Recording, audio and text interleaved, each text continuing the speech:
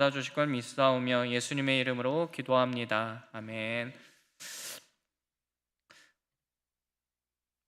예수님께서는 예루살렘 성전에 왕으로 입성을 하시고 성전을 향하여서 선지자적 예언을 하셨습니다. 예수님의 그 예언적 심판으로 인해서 사내들인 공회는 몹시 불편해하고 있었습니다. 그리고 그들은 예수님을 죽일 계획을 세우고 성전에서 계속적으로 논쟁을 앞으로 벌이게 됩니다. 이 첫 번째 논쟁에서는 예수님의 권위에 대한 논쟁이었습니다. 사내들인 공회에 속한 종교 지도자들은 성전에서 보여주신 그 예수님의 행동, 즉 성전을 정결하게 하시고 또 성전의 본래 기능이 무엇인지 가르치는 그 예수님의 행위 그 자체를 자신들이 가지고 있는 권한에 대한 도전으로 받아들였습니다. 그래서 그들은 예수님께 질문을 하게 되죠. 무슨 권위로 당신이 이러한 일을 행했습니까? 예수님은 그들이 어떠한 의도로 질문했는지를 아셨기 때문에 세례 요한의 그 세례와 권위에 대해서 역으로 그들에게 질문하게 됩니다. 왜냐하면 그들이 회개의 세례를 선포한 세례 요한을 부인을 한다고 하면 선지자로 여기는 대중들에게 비난을 받게 될 수밖에 없었고, 반대로 세례 요한의 세례를 베푼 그 권위를 인정하게 된다면 그 당시 통치자인 헤롯에게 정치적인 위협을 또한 당할 수 있었기 때문에 그 예수님의 그 질문 앞에 그들은 어떠한 대답도 할 수가 없었습니다. 그리고 이어서 등장하는 내용이 포도원의 비유입니다. 예수님은 포도원을 만드시고 그것을 소작농에게 관리하도록 하셨는데 그들은 포도원의 열매를 맺는 일에는 관심과 집중을 나타내기보다는 그 포도원에 대한 소유권에 오히려 더 관심을 가지고 있었습니다. 그리고 포도원을 위해 하나님께서 보내신 종들을 핍박을 하고 조롱하고 그리고 죽이는 일을 서슴지 않았습니다. 그럼에도 불구하고 하나님께서는 그들에게 돌아갈 수 있는 길을 마지막으로 주기 위해서 하나밖에 없는 그 자신의 아들을 그곳에 보냈지만 그들은 그 기회마저 살리지 못하고 그 아들마저도 죽이게 됩니다. 그러면 포도원 주인이 그들을 어떻게 할까요? 당연히 사랑 아들을 살해한 그들을 내버려 두지 않으시고 심판하신다는 내용이 바로 포도원의 비유였습니다. 이러한 흐름 속에서 오늘 본문의 말씀을 이해하면 될 것 같습니다. 13절과 17절의 구조를 보면 그들은 바리새인과 헤롯 당원을 예수님께 보내게 됩니다. 그들의 의도는 선한 의도 때문에 보낸 것은 아니죠.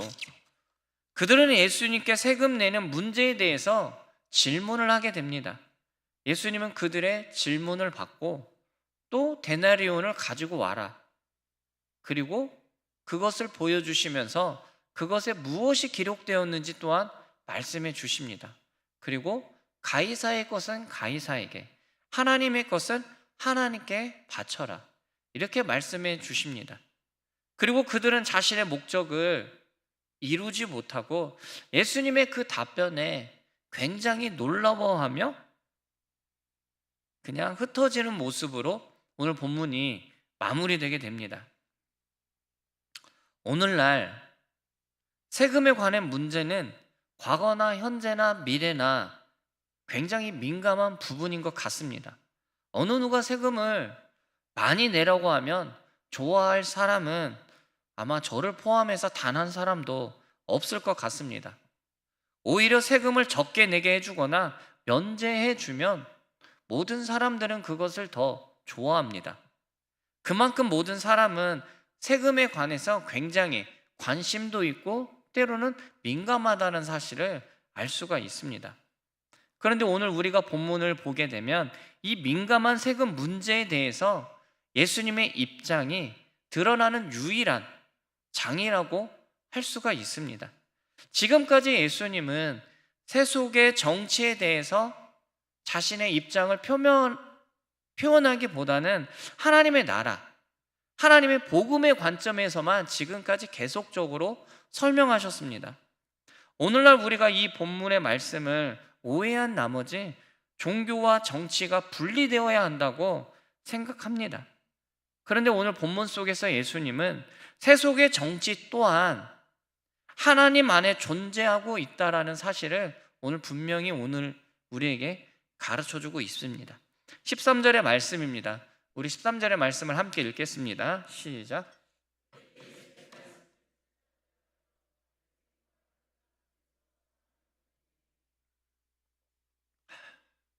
13절에서 가장 먼저 등장하는 단어는 그들입니다.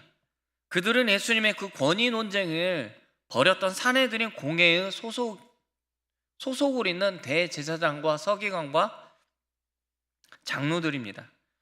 우리가 잘 아는 것처럼 그들은 첫 번째 논쟁에서 별다른 성과를 이루지 못하자 예수님의 말씀을 책잡으려고 사람들을 보내게 됩니다.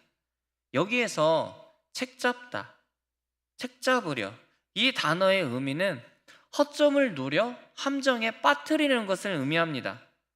다시 말하면 사냥꾼이 먹잇감을 체포하기 위해서 덫을 놓는 것을 의미하고 있습니다. 지금 그들은 사람들이 가장 민감하게 반응하는 그 세금 문제를 통해서 어떻게 보면 예수님을 정치적으로 고발할 단서를 찾기 위해서 바리새인과 헤롯 땅 중에서 몇 사람을 보내고 있는 것입니다. 이 바리새인이 찾아보니까 언제부터 등장했는지 정확한 연대는 알 수가 없습니다. 그러나 대부분의 학자들은 기원전 167년 마카비 반란 때 등장했다는 것이 일반적인 견해입니다. 그들은 예수님 당시에 이르러 유대인 사회에서 종교적인 한 주류가 되었습니다. 그들에게 바리새파, 이름이 말하듯이 세상과 구별되는 거룩한 삶에 중점을 두는 경향이 그들에게 나타나고 있었습니다. 그리고 그들은 철저하게 율법을 준수해야 한다고 주장하는 사람들이었고, 또한 그것들을 열심히 사람들에게 가르쳤습니다. 무엇보다도 그들은 로마의 권위를 인정하지 않고 반로마주의 정책에 반기를 든 사람들 중에 한 부류였습니다. 그 다음에 등장하는 이름이 헤롯 당원들입니다. 이름에서 나타나듯이 그들은 헤롯의 행동 대원들로 이루어졌습니다.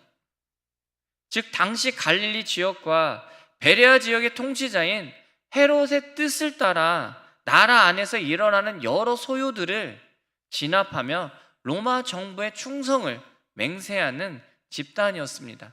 그리고 그 보상으로 왕의 자리를 차지하며 그곳의 백성들을 다스리고 있었습니다. 이러한 그들의 입장만 보아도 그들은 물과 기름 같은 존재입니다. 서로 화합하기보다는 대립각을 세우는 사람들이었다라는 사실이죠. 그런데 그들이 예수님을 죽이기 위해서는 하나가 되었습니다. 그 이유는 바리새인은 그들 나름대로 예수님께서 율법을 해석하고 사람들에게 말씀을 가르치며 모세의 율법과 전통에 대해서 다른 견해를 말하는 그 예수님에 대해서 충돌하고 있었습니다. 마찬가지로 헤롯 당원들에게 있어서도 예수님께서 왕으로 예루살렘에 입성하며 모든 사람이 그를 왕으로 생각하며 그를 칭송하며 사람들이 그를 인정하는 그 모습에 굉장히 불편한 모습을, 감정을 가지고 있었습니다. 이러한 이유 때문이라도 하나가 될 수는 없었지만 그들은 예수님을 죽이기 위해서 하나가 되는 모습을 바라보게 됩니다. 그리고 그들이 예수님께 질문을 하게 됩니다. 그 내용이 14절의 말씀입니다. 우리 14절의 말씀, 하반절, 가이사에게, 여기서부터 읽겠습니다. 시작. 가이사에게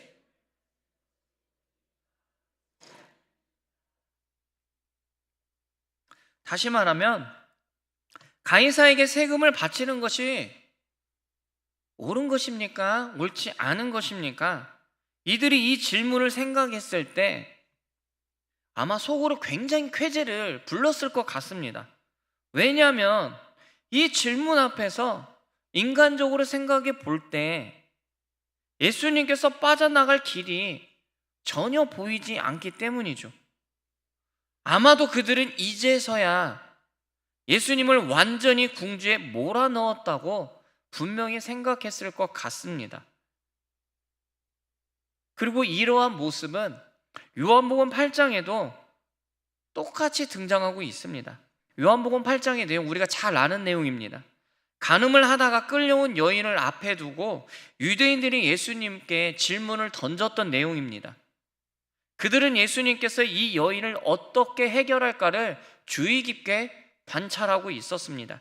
그들이 생각하기에 만약 예수님께서 여인을 죽이라고 하시면 예수님은 사랑이 없는 분이시고, 만약에 죽이지 말라고 하시면 예수님은 율법을 지키지 않는다고 비난할 것이었습니다.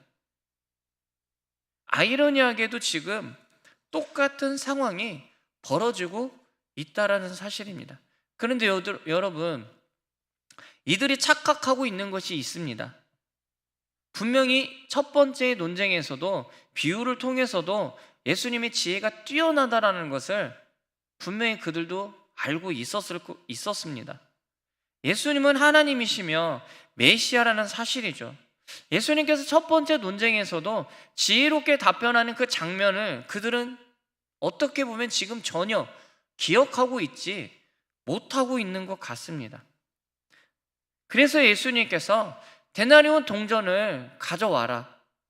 그리고 예수님은 그 동전을 보여주시면서 가이사의 것은 가이사에게, 하나님의 것은 하나님께 드리면 된다.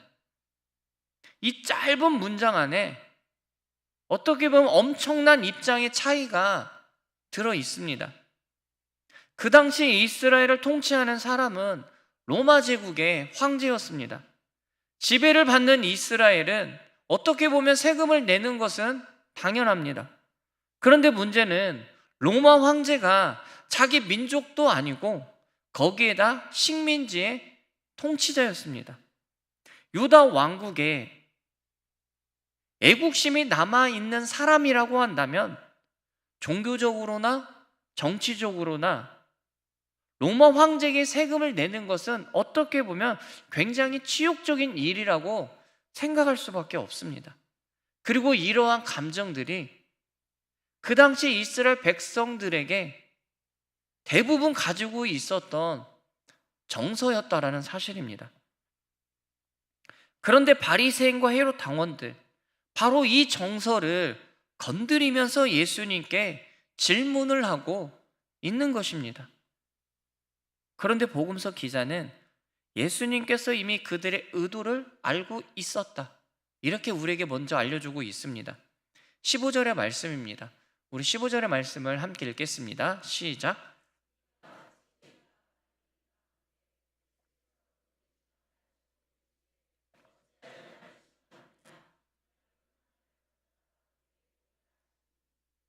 계속 반복되고 있습니다.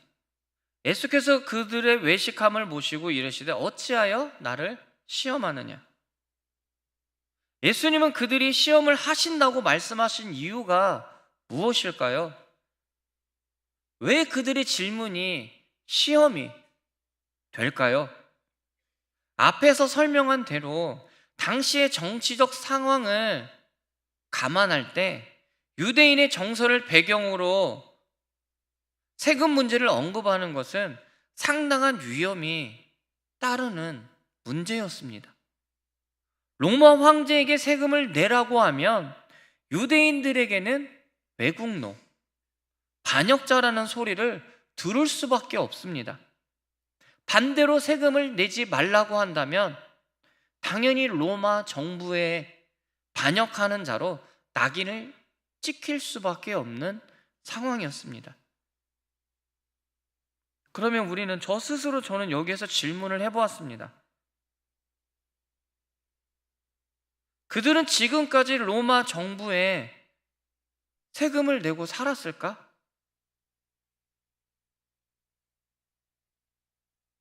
아니면 세금을 내지 않고 자신의 신념대로 삶을 살아왔을까?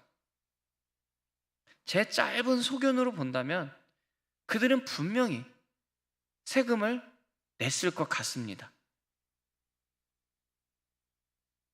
그럼에도 불구하고 그들은 왜 예수님께 이러한 질문을 하고 있을까요? 이 질문 앞에서 역시 복음서 기자는 예수님께서 그들의 외식함을 간파하셨다, 이렇게 기록하고 있습니다. 15절과 16절 말씀을 제가 읽어드리면, 우리가 바치리까 말리까 한데 예수께서 그 외식함을 아시고 이르시되 어찌하여 나를 시험하느냐, 데나리오 하나를 가져다가 내게 보이라 하시니 가져왔거늘 예수께서 이르시되 이 형상과 이 글의 누구의 것이냐 이르되 가이사의 것이니이다. 데나리오는 당시에 통용되는 동전의 이름이었습니다. 1데나리오는 우리가 잘 아는 것처럼 노동자가 하루 버는 품삯을 의미합니다. 그런데 문제는 그 동전의 모습의 문제였습니다. 데나리온이라고 하는 이 동전의 앞면에는 당시 로마의 황제인 티베리우스의 두상이 신성한 아우구투스의 아들 티베리우스 아우구투스 황제라는 그 글씨가 함께 새겨져 있었습니다. 다시 말하면 로마 황제가 신임을 선언하는 말입니다. 그리고 이 데나리온 동전의 뒷면의 내용을 보게 되면은 티베리우스 황제의 어머니 리비아의 흉상과 함께 위대한 신관이라는 그 글씨가 역시 새겨져 있었습니다. 이 데나리온은 그의 지배하에 있는 모든 사람들, 모든 나라에게 신적 권력을 가진 가이사의 그 현종과 그에 따른 경배를 요구하는 의미를 지닌 어떻게 보면 특별한 주화였습니다. 그러므로 이 데나리온은 팍스 로마를 주창하는 로마 제국의 선전물이라는 사실입니다. 그렇다면 하나님을 유일신으로 섬기는 이스라엘 백성의 그 입장에서 본다면 굉장히 불편한 것입니다. 로마의 경제적 그 수탈과 정치적 압제와 그리고 종교적 그 우상 숭배를 이 동전 안에 다 의미하고 있기 때문입니다. 그렇기 때문에 하나님을 믿는 경건한 사람이라고 한다면 이 동전을 보고 자존심이 상할 뿐만 아니라 그 이상의 고통을 주는 그 요인이 있어야 했었습니다. 그런데 15절과 16절에 보면 예수님께서는 이 데나리온을 가지고 있지 않습니다. 가지고 오라, 가지고 오라, 이렇게 말씀하십니다. 그들이 가져온 주화를 통해서 드러나고 있는 사실이 무엇입니까? 데나리온을 사용하는 곳곳마다 황제의 지배를 받고 있음을 그들 스스로 인정하고 있는 것이고, 그 권위를 인정하고 있다는 사실을 예수님께서 말씀하고 있는 것입니다. 그런데 여러분, 지금 그 논쟁이 벌어지고 있는 그 장소가 예루살렘입니다. 그리고 예루살렘입니다. 그러니까 그들이 동전을 소지하고 있었다라는 것은 어떻게 보면 하나님의 계명을 그들 스스로 범하고 있었다라는 사실입니다. 우리가 잘 아는 어떤 계명입니까? 10계명 두 번째 계명입니다. 너를 위하여 새긴 우상을 만들지 말고 또 위로 하늘에 있는 것이나 아래로 땅에 있는 것이나 땅 아래 물속에 있는 것에 어떤 형상도 만들지 말며 그것들에게 절하지 말며 그것들을 섬기지 말라. 하나님의 영광과 임재만 드러내야 하는 그곳에서 우상 숭배의 죄가 깊이 파고들어 왔는데도 불구하고 전혀 깨닫지 못하고 있는 그들의 그 실체만 드러났다라는 사실입니다. 민낯이 드러났기 때문에 예수님의 그 질문 앞에서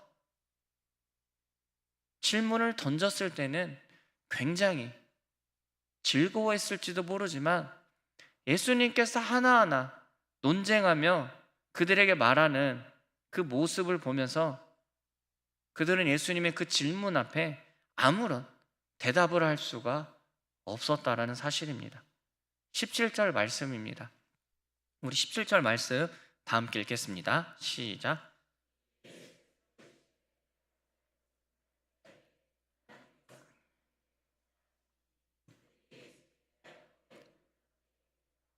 아멘.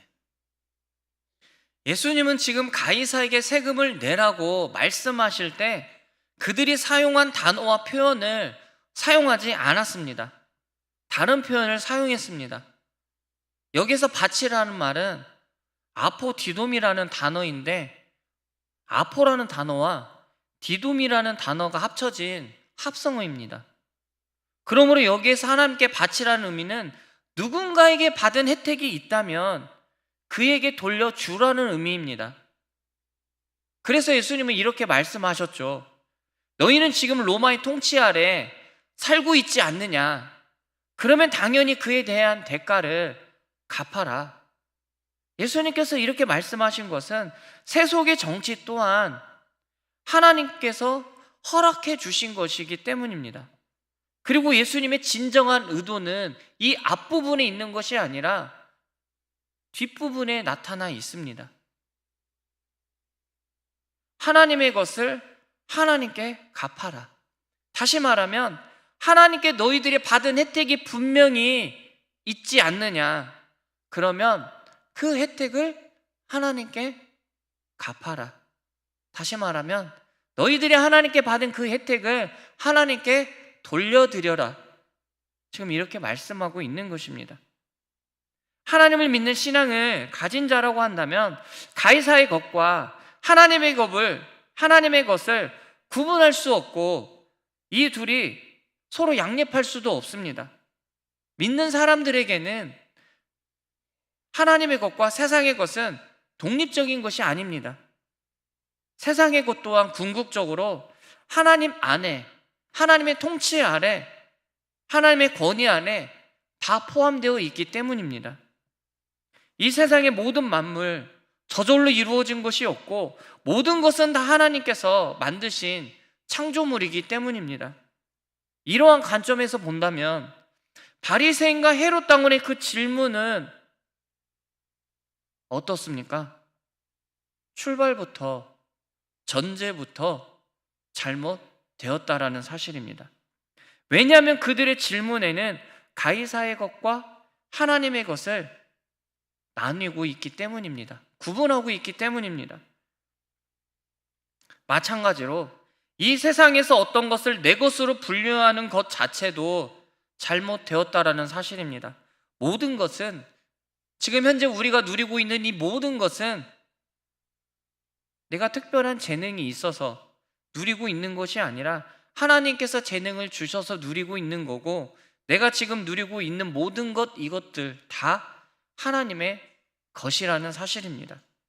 우리는 하나님의 것을 이 땅에 사는 동안 무상으로 쓰고 있지만 무상으로 쓴다고 해서 그것이 내 것이 아니라는 사실을 분명히 알아야 한다는 사실입니다. 사랑하는 여러분, 주님은 이 세상의 모든 것을 주님의 것으로 선언하고 계시기 때문에 우리가 이 땅에서 살아가는 동안 세상의 권세 또한 인정해야 합니다. 그러나 분명한 전제가 있어야 합니다. 이 땅의 것, 이 세상의 나라, 이 모든 것은 하나님께 속해 있다라는 이 사실, 이 사실은 변하지 않는 진리입니다. 세상이 죄악으로 물들어 있고 회복이 필요한 곳에 우리가 그곳에 가야 한다는 사실이죠. 우리의 삶을 통해 하나님의 공의와 정의를 나타내어야 합니다. 세상을 변화시키는 의무가 세상에 있는 것이 아니라 우리에게 있기 때문입니다. 그런데 오늘날 우리는 이것을 착각하기도 하고 망각하고 살아가고 있습니다. 하나님의 통치는 교회 안에서만 이루어지는 것으로 생각을 합니다. 아니, 정확하게 말하면 하나님의 통치를 교회 안에서만, 믿음의 공동체 안에서만 받으려고 합니다. 그러나 오늘 본문을 통해서 우리가 분명히 기억해야 할 것은 우리는 세상에 보냄을 받은 하나님의 자녀라는 사실이죠. 우리가 속해 있는 곳이 우리를 통해서 하나님의 축복을 받아야 하고 우리를 통해서 세상이 회복이 되어야 한다는 사실입니다. 이것이 우리의 사명이 되어야 합니다. 우리의 사명은 이 세상에서 명예와 축복을 누리는 것보다 어떻게 보면 더 높은 곳을 바라보며 나아가는 삶이 되어야 합니다. 우리를 통해서 하나님께서 지금도 살아계심을 우리의 삶을 통해서 분명히 나타내어야 합니다. 오늘 본문의 말씀, 권위 논쟁의 교훈이지만 그 가르침 속에는 세상의 것과 하나님의 것을 이분법으로 바라보고 행동해서는 안 된다는 것을 가르쳐주고 있습니다. 사랑하는 여러분, 이 세상의 모든 것 하나님께서 창조하시고 하나님께서 모든 것을 주관하고 다스리고 계시다라는 사실입니다. 그러므로 오늘을 이 세상을 살아가면서 하나님의 뜻을 나의 삶에 적용하며 살아가는 저와 여러분